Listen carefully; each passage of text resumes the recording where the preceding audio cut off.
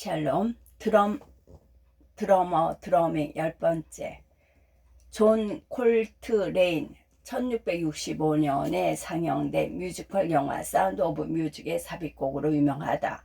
폭풍을 치는 밤에 잠이 오지 않는 아이들이 무섭다며 마리아에게 모여들자 마리아가 아이들에게 불러준 가사가 사랑스러운 노래다. 이 곡은 마일즈 데이비스와 함께 활용하기도 했던 전설적인 재즈 색스폰 연주자 존 콜트레인이 1960년에 발표한 동명의 앨범에 실린 곡이다. 이 앨범은 발매된 첫 해에만 5만 장 이상 판매되는 대대적인 성공을 거두었다. 이 곡은 존 콜트레인이 소프라노 색스폰, 맥코이 타이너가 피아노, 지미 게리슨의 베이스, 엘빈 조스가 드럼을 맡은 퀼터 4인조 밴드 구성이다. 존 콜트레인은 원래 테너 색스폰으로 알려져 있지만 이 음반에서는 소프라노 색스폰을 연주한다. 콜트레인이 폭발적인 에너지를 어떻게 바꾸었는지 들어보자. 이 곡은 3박자 스윙 리듬이다. 3박자 곡은 대체로 클래식 왈츠처럼 강약약의 리듬감을 가지고 있다. 메트로놈은 3박자 모두에 맞춰서 리듬을 연습하면 좋다. 3박자 묶음으로 첫 박자마다 신호음을 다르게 내어 첫 박이 강조된 3박자 리듬의 특성을 잘 구현해보자. 이후에는 한마디에 한 번 첫 박에만 신호음을 들으면 연습을 할 수도 있다. 처음부터 3박자 스윙 리듬을 연습하기보다는 기본적인 4박자 스윙 리듬을 탄탄히 연습한 후 3박자 곡을 시도해 보는 것이 좋다. 5박자 리듬. 5박자는 4분음표 5개를 한마디 단위로 한다. 마치 강약약 3박자 한마디와 중약 2박자 한마디가 번갈아 나오는 듯한 느낌이다. 강약약 중약, 강약약 중약으로 왈츠 리듬과 같이 첫 박이 강조되는 리듬이다. 3박자 리듬에서 마치 두 마디마다 한 박자가 빠진 것 같은 느낌이 들기도 한다. 데이브 브루베, 색스폰 연주자 폰 데스몬드가 작곡한 곡으로 1959년 발표한 피아니스트 데이브 브루백의 명반에 수록된 곡이다. 국내에는 광고 배경음악으로 사용되어 뮤지션의 이름은 몰라도 곡의 주 멜로디와 인상적인 베이스 라인은 많은 이들이 기억하고 있다.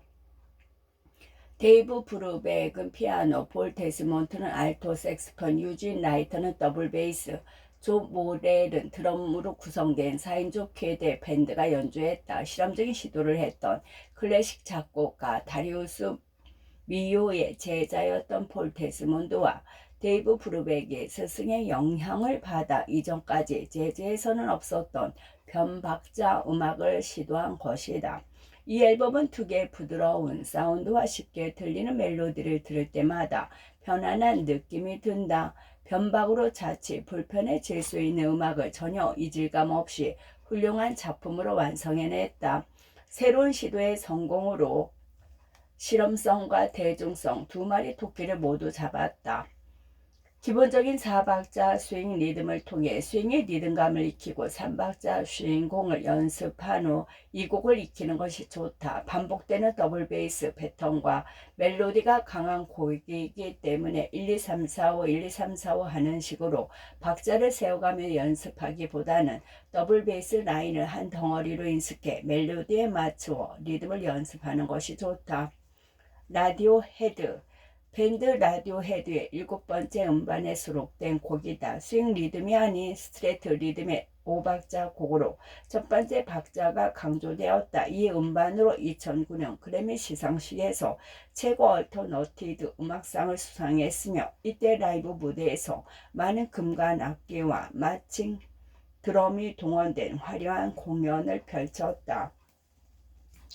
라디오 헤드는 초창기 음악과 최근 발표하는 음악의 스타일이 완전히 다른 것으로 유명하다. 부르기 쉬운 멜로디와 감성을 자극하는 가사로 이름은 알렸지만 최근에는 어둡고 우울하며 다소 이해하기 어려운 실험적인 음악들을 발표하고 있다. 이 곡은 5박자 스트레이트한 록 리듬이다. 자칫 곡을 처음 들을 때는 리듬이 어디서 시작하고 어디서 끝나는지 몇 박자 리듬인지 혼란스러울 수 있지만 곡의 처음부터 끝까지 크게 변화하는 부분 없이 리듬을 반복해서 연주하고 있다. 리듬 패턴을 연습해 5박자를 놓치지 않도록 연주하면 된다. 5박자 리듬에 조금 이상하고 특별한 매력을 느낄 수 있을 것이다.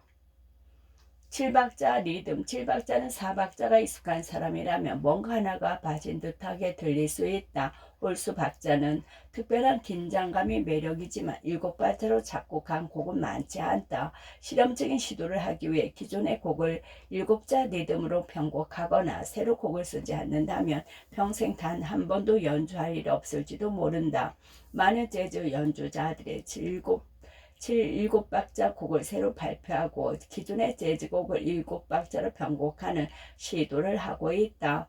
7자 리듬은 3박자 플러스 4박자 또는 4박자 플러스 3박자로 조합한 리듬이라고 생각하면 더 쉽게 이해할 수 있다. 핑크 플로이드와 같은 첫 박자의 악센트를 주어 7박자가 강조된 곳이 있는가 하면 스팅처럼 자연스럽게 흘러가는 듯한 분위기의 곡도 있다. 연주할 때는 4박자 혹은 8박자 리듬과 헷갈릴 수 있는데 박자를 셀 때는 1, 2, 3, 4, 5, 6, 7로 하기보다는 빨주노초 파남보 아니면 코카콜라 맛있다처럼 입에부터 7글자 단어를 되뇌며 연주하면 박자가 헷갈리지 않을 것이다. 1973년 발표된 앨범에 수록되었으며 핑크 플로이드 달의 뒷면처럼 인간 사회의 이면에 자리한 배금주의를 비판하는 곡이다. 이 음반은 대중음악사에 있어서 대단한 명반으로 꼽힌다.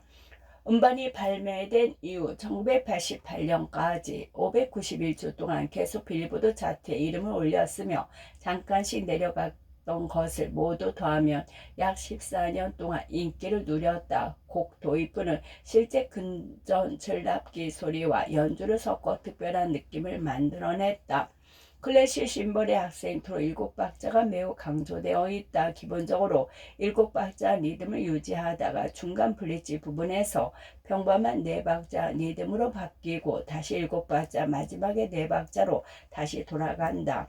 7박자 부분은 4 플러스 3 패턴으로 이루어져 있으며 4박자 부분은 일반적인 리듬과 같다. 홀수박자 리듬과 짝수박자 리듬을 정확히 번갈아가며 연주하는 것이 관건이다. 스팅 1996년에 발매된 스팅의 5번째 솔로 음반에 수록된 곡이다. 이 음반은 아일랜드의 정서를 잘 표현했다는 평을 받았다. 스팅은 당대의 훌륭한 뮤지션과 함께 작업하는 것으로도 유명한데 이 음반 역시 키보드의 케니 걸크랜드, 색스폰의 브랜포드 마샬리스, 드럼의 비니 클라우타가 참여했다. 비니 클라우타는 2012년 스팅의 곡들 대부분을 녹음했으며 내한 공연에 참여하는 등 오랜 인연을 유지하고 있다. 감미로운 목소리와 멜로디가 자연스럽게 녹아있는 7박자 리듬이다. 전체적으로 곡의 분위기와 가사가 강조되어 있기 때문에 의식하지 않으면 특이하다는 느낌이 받기 어려울 수 있다. 전체적으로 밟은 음표로 쪼개어 리듬을 연주하고 있으며 3박자 플러스 4박자 패턴이다. 오픈 스네어로 연주하지 않고 클로즈 림스핫으로 비교적 잔잔하게 연주한다. 재즈 연주자들을 기용해 전체적으로 재즈적인 부드러운 음색과 분위기를 입힌 것이 특징이다. 기타 편박자 리듬 짝수박자 마디와 홀수박자 마디가 결합되어 하나의 리듬 패턴을 이루고 있는 음악도 있다. 이것은 편곡상 주 리듬과 다른 새로운 마디를 삽입한 것이 아니라 짝수 박자 마디와 홀수 박자 마디를 결합해 4마디 패턴의 리듬으로 작곡한 것이다. 라디오헤드 하면 생각하는 사람이 많다. 영국 출신의 밴드 라디오헤드는 1993년 음반으로 혜성처럼 등장했다. 록 음악에 특별한 관심이 없는 한국 사람들 사이에서도 라디오헤드라는 밴드 이름보다 더 유명할지도 모른다. 그 정도로 라디오헤드는 영국을 넘어 세계적인 음악가로서 자리를 잡는 데 큰 공을 세웠다.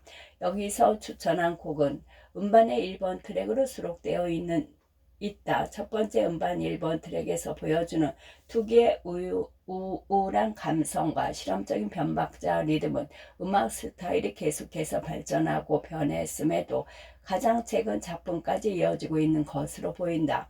라디오헤드의 음악은 다양한 시도를 통해 여러 갈래의 가지를 뻗어 성장해 왔는데 어찌 보면 처음부터 끝까지 일관된 길을 걷고 있는 듯하다. 연주법과 연습법은 이 곡의 리듬 패턴은 네 마디로 이루어져 있다. 세 있던 음표 리듬에서 뭔가 삐끗하며 빠진 듯한 느낌이 드는 홀수 박자 마디가 섞여 두 개의 긴장감을 자아낸다. 8분의 6박자 3마디와 8분의 5박자 1마디를 조합한 4마디 패턴이다. 길게 보면 8분 음표 23개를 조합해 리듬의 한 패턴을 이루니 23박자 리듬이라고도 할 수 있을 것이다. 이 곡을 연주하기 전에는 8분의 12박자 트리플 리듬을 충분히 연습하는 것이 좋다. 버스커의 여수 밤바다, 김고모의 서울의 달, 노사연의 만남과 같은 세입단 음표를 사용한 리듬을 먼저 확실히 키고 난 후에야 이러한 변박자곡을 연주할 수 있다. 모든 곡의 연주가 마찬가지겠지만 드럼 연주만은 따라가다 보면 중간에 박자를 놓치거나 리듬을 헷갈리기 쉽다. 곡의 멜로디와 보컬의 노래가 익숙해진 상태에서 연주해야 변박자 부분을 놓치지 않고 자연스럽게 연주할 수 있다. 하이의 사이사이, 엇박의 16분 음표, 베이스 드럼을 연주해야 하기 때문에 앞서 소개한 자우림의 뱀에서와 같은 손발의 독립적인 기술 역시 필요하다. 손과 발을 교차하며 손발 번갈아 치는 기초 연습을 충분히 수행하고 연주할 때 동작이 경직되지 않도록 해야 한다. 드럼에 대해 궁금한 모든 것, 박지도 드럼을 잘 배울 수 있을까요? 드럼은 누구나 배울 수 있습니다. 다만 개개인마다 익히는 속도가 다를 뿐이죠. 자신이 구제불능인 박치라고 생각하지만 막상 배우기 시작하면 곧잘 하는 사람도 있습니다. 악기를 처음 배우기 시작했을 때는 단지 익숙하지 않아서 자신에 대해 과소평가하는 일이 종종 있습니다. 악기의 특성을 파악하고 움직임의 원리를 깨달은 이후부터 속도가 붙어서 놀랍도록 빠르게 실력이 느는 사람도 있습니다. 드럼에 관심이 있다면 하루빨리 시작해 보세요. 본인이 과연 정말 박치인지 아닌지는 1년 정도 꾸준히 보고 나서야 판단할 수 있다고 봅니다. 드럼을 치다가 부상당하기 쉬운 부위는 어디인가요? 또 부상의 주요 원인은 무엇입니까? 페달링을 하기 때문에 무릎 오래 앉아 있어야 하기 때문에 허리에 무리가 갈 수 있습니다. 일본의 드러머 스카누쿠 고조가 쓴 드럼의 달인이 되기 위한 100가지 팁이라는 책을 보며 드러머의 고질병으로 관절염과 함께 치질을 꽂고 있습니다. 이 역시 오래 앉아 있어야 하기 때문이지요. 몸의 어느 부위라도 만약에 통증이 느껴진다면 우선 휴식을 취하고 혹시 잘못된 자세로 연습하고 있는지 않는지 점검해 볼 필요가 있습니다. 저는 오랫동안 등 왼쪽 날개뼈 부분에 근육이 아파서 팔을 펼 때마다 조금씩 저린 느낌이 있었는데 이는 왼손이 그립이 안정적이지 않아서 팔에 무리하게 힘을 주다 보니 아팠던 것이었습니다. 자세를 교정해 힘을 빼면서 점차 통증이 사라졌습니다. 또 왼쪽 발목 여시 하이햇을 밟았을 때 좌우로 많이 흔드는 습관 때문에 뻐근한 것처럼 아플 때도 있었지만 옆으로 흔드는 움직임을 없애고 나서는 전혀 아프지 않았습니다. 주일에 레슨을 기준으로 초보자가 한 곡을 제대로 연주하려면 얼마나 걸릴까요? 곡의 난이도에 따라 다릅니다. 저는 드럼을 처음 배우는 초보자일수록 빨리 곡을 연주하기를 권합니다. 아이들의 경우에 더욱 그러한데 곡에 맞춰 연주하는 재미를 하루라도 빨리 느껴보기를 바라기 때문입니다. 물론 아무것도 아닌 것이 없는데 다짜고짜 연주를 하기는 어렵겠지요. 그래서 처음에는 템포가 느리고 비교적 쉬운 곡을 앞부분만 8마디 정도 곡에 맞춰 연주할 수 있도록 합니다. 이것은 빠르면 첫 수입에도 가능합니다. 하지만 어느 정도 완주를 하려면 4회 정도는 수업을 해야 하는 것 같습니다. 주일에 수업을 한다면 한 달이 되겠네요. 이것은 쉬운 곡의 경우고 좀 더 난이 있는 곡은 끝까지 버틸 정도의 기술과 지구력이 필요하기 때문에 기본적으로 스트로크와 페달링 훈련을 거쳐야 합니다. 두 달 이상 걸린다고 볼 수 있습니다. 물론 일주일에 최소 2시간 이상 열심히 연습했을 때 경우입니다. 드럼을 배운 지 몇 개월 되지도 않았고 실력이 아직 덕없이 부족한데 드럼 선생님이 밴드 활동을 권합니다. 6개월에서 1, 2년 경우에 따라서는 5년이나 배우고도 레슨 수업과 개인 연습만 하는 사람들 많이 봅니다. 그건 마치 평생 실내 골프 연습장 그물망 속에서만 공을 치고 필드에 나가지 않는 것과 같다고 말할 수 있습니다. 전 1년 정도 배운 사람뿐만 아니라 이제 막 드럼을 배우기 시작한 사람에게도 당장 밴드를 하라고 권합니다. 경력이 적어도 적은 대로 수준이 비슷한 사람들끼리 모여 연주하게끔 하는데요. 그러면서 함께 실력을 올리는 게 가장 즐겁고 빠른 길이기 때문이죠. 드럼 아닌 다른 파트 악기는 주변에서 얼마든지 멤버를 구할 수 있습니다. 특히 드럼은 음악학원에서 시작했다면 다른 악기 파트 연주자를 찾기가 더 쉽습니다. 아직 밴드 활동을 하고 있지 않다면 서툴더라도 밴드 사운드를 만들어가는 특별한 재미를 느껴보기 바랍니다. 밴드 멤버를 구성하고 싶은데 학원이나 주변에선 여의치 않습니다. 찾아볼 인터넷 사이트가 있을까요? 가장 많이 이용하는 사이트는 뮤입니다. 인터넷 포털 사이트 한글로 뮤이라고만 검색해도 쉽게 찾을 수 있습니다. 이곳 구인 구직 게시판에는 멤버를 구하는 글이 하루에 10개에서 20개 정도 올라옵니다. 실제로 많은 밴드들이 이 게시판을 통해서 만나 활동을 시작했습니다. 먼저 자우림도 인터넷 게시판을 통해서 만났다고 하네요. 멤버를 구성해서 밴드 활동을 시작하긴 했는데 반드시 다른 사람들 앞에서 공연을 해야 하나요? 당연하죠. 가까운 미래에 이룰 수 있는 작은 목표가 있고 그것을 위해 노력하는 재미가 바로 행복입니다. 그 와중에 덤으로 실력이 배가 되는 거죠. 공연을 통해 연주를 듣는 사람들의 반응을 맞닥뜨리는 거, 예컨대 사람들이 감동하거나 혹은 당혹감을 느끼거나 동의하는 것을 직접 체험해 보아야 합니다. 이는 그 어떤 것에서도 환산할 수 없는 소중한 기억입니다. 음악 활동을 넘어서 연주자가 공연을 하기 위해 곡 리스트를 짜고 최종 리허설을 하고 연주 후 반성을 하는 것은 가까운 미래에 이룰 인생 목표를 만들고 실행시키는 연습이라 봅니다. 이 모든 것이 일반적인 발전을 가져오고 삶의 음악에 더욱 성숙한 태도를 갖게 한다고 믿습니다. 특별히 기억나는 일반인 제자가 있다면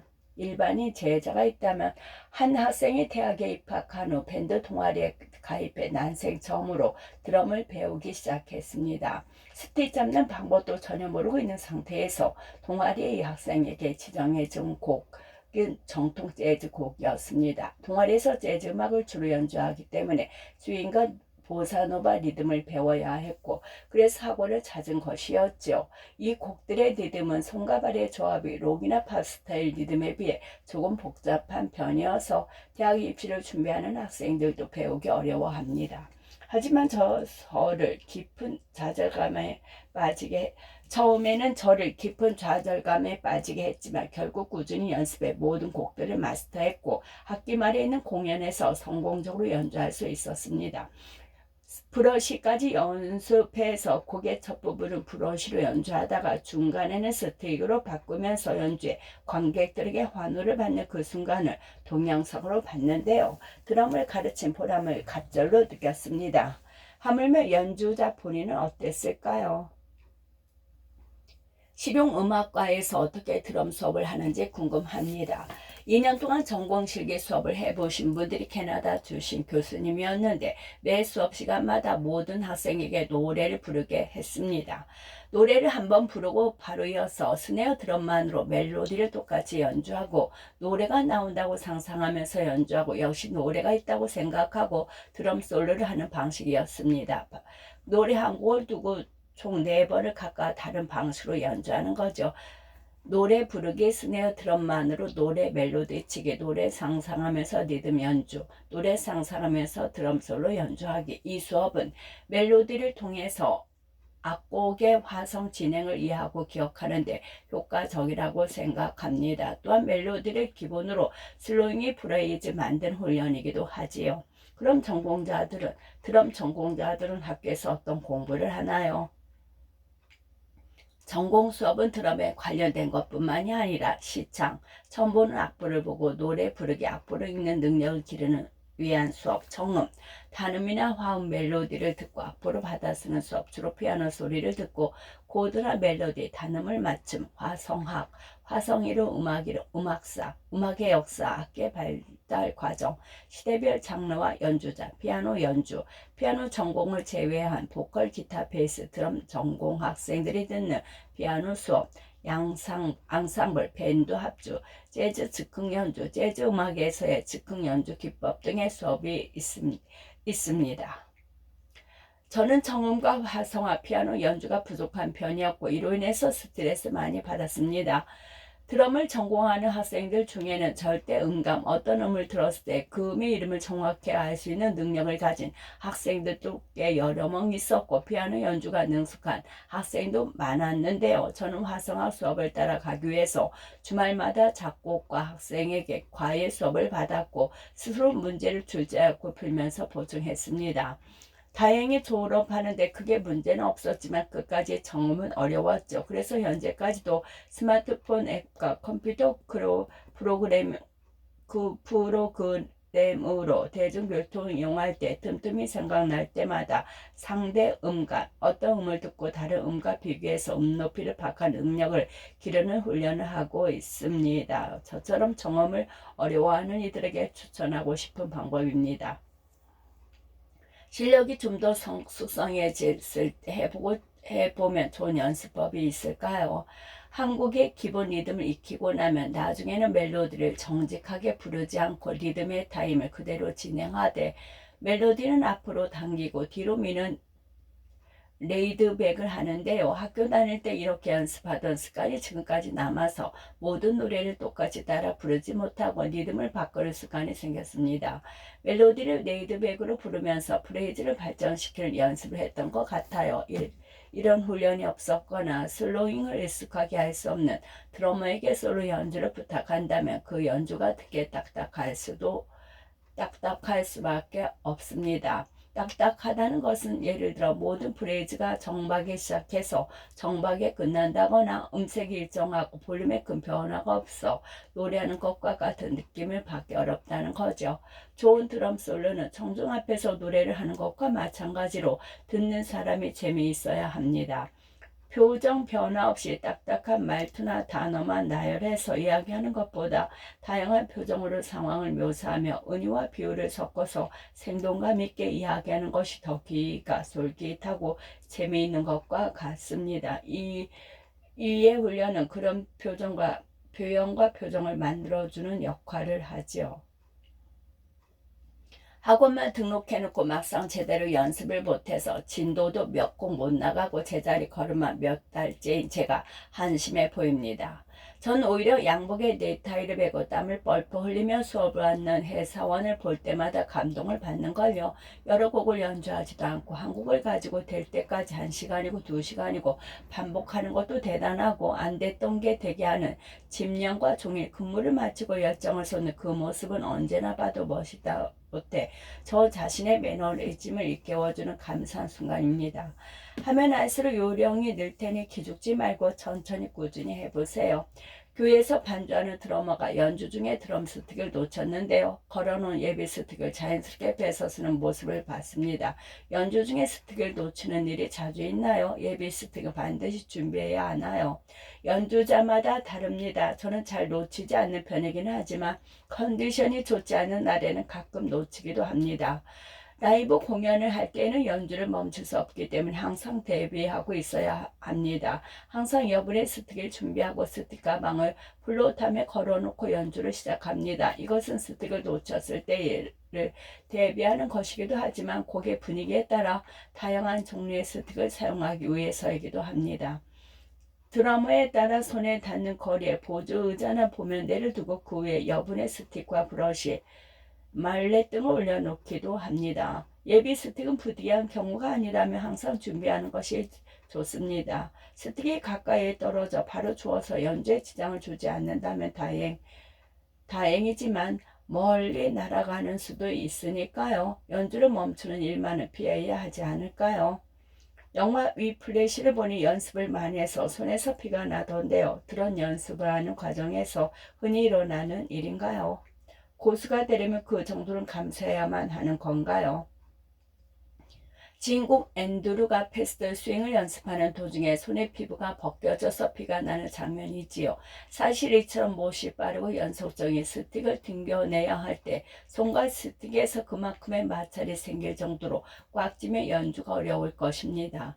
스틱을 너무 꽉 쥔 채 힘을 쓰면 소리도 좋지 않습니다. 좋은 연습 방법이 아니라고 많은 드러머들이 동의하고 있습니다. 제 경우엔 드럼을 배우기 시작한 처음 한 달 정도를 제외하고는 특별히 손에서 피가 난 적이 없습니다. 다만 빠르게 심벌과 탐탐, 스네어 드럼 위를 이동하면서 헛손질로 손등을 하이햇이나 심벌이 가장자리에 찍힌 적은 있습니다.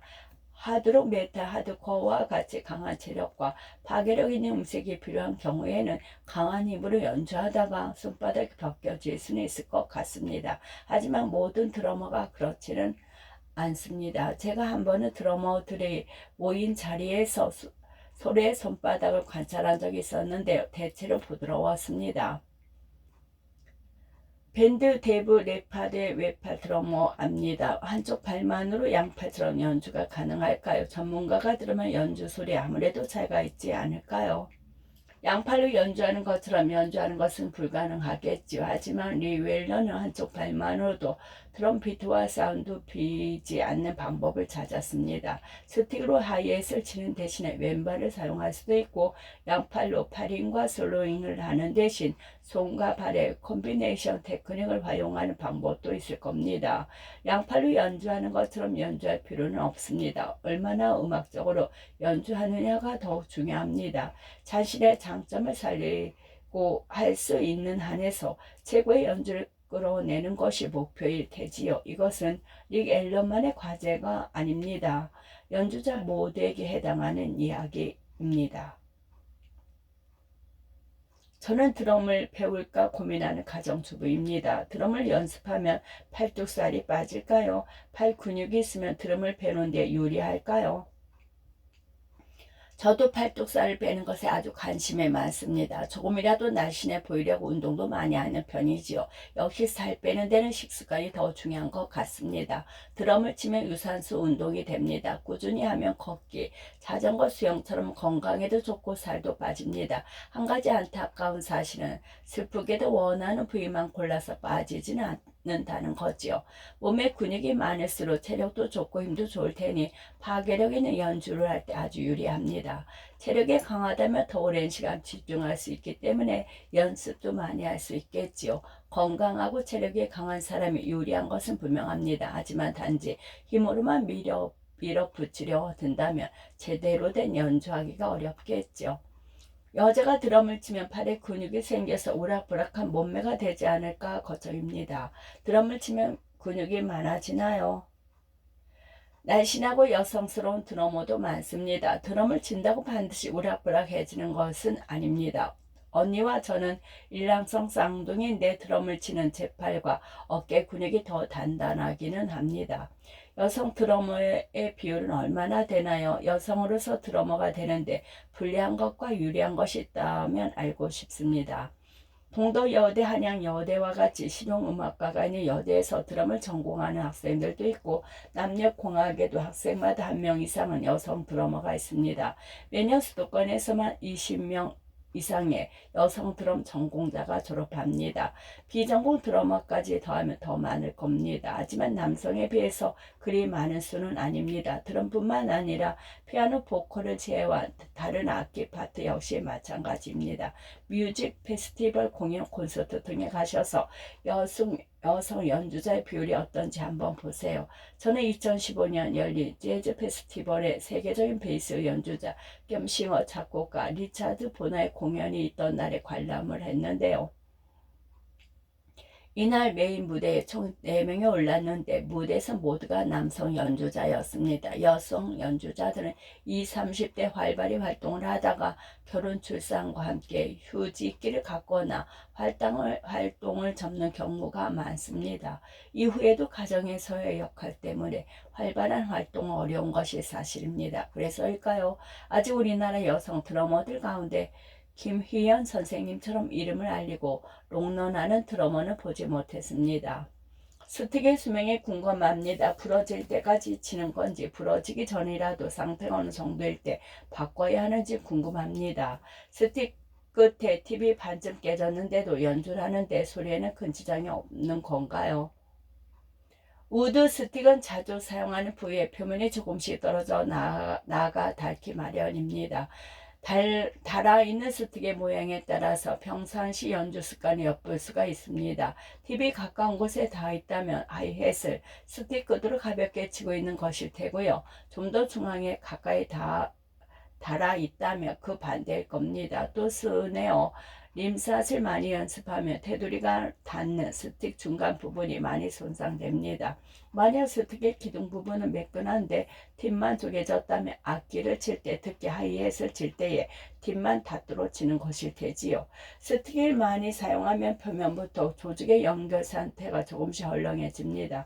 팁이 작을수록 더욱 그런데요. 이것은 스틱에 따라 민감하게 반응하는 라이드 심벌을 칠 때 뚜렷이 나타납니다. 섬세한 터치가 필요한 경우에는 새 스틱으로 교체해야 합니다. 하지만 강한 울림으로 두껍고 굵은 소리를 내는 록 음악의 경우에는 팁의 조직이 조금 물렁해졌다 하더라도 연주에 크게 차이가 없다면 조금 더 사용할 수 있습니다. 즉 연주자의 성향과 취향에 따라서 스틱의 교체 시기는 결정된다고 할 수 있습니다. 끝.